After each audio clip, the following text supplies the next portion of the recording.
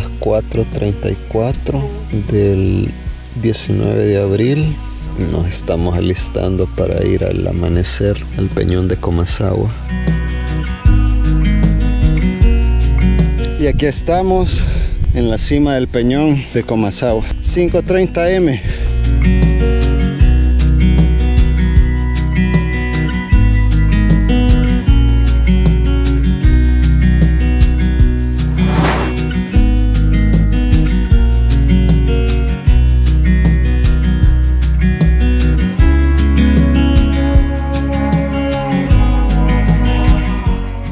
Y así fue, estaba muy nublado y de paso en la cima del Peñón de Comasagua se habían acumulado unos insectos que no nos dejaban estar ahí.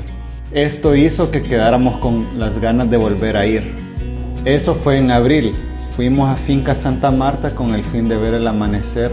Si querés saber más sobre Finca Santa Marta te voy a dejar las redes sociales en la descripción del video. También mira el video de acá donde te cuento toda la experiencia anterior. Creo que esta es una excelente opción para que vayas a conocer el Peñón de Comasagua, acampar e ir a comer. Bueno, veamos cómo nos fue esta vez. ¿Será que vimos el amanecer o no? Empecemos.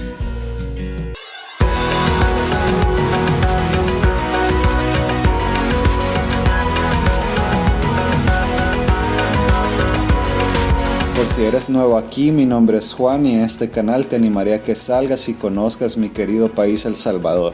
Así que dale a ese botón suscribirse para que seas parte de esta aventura.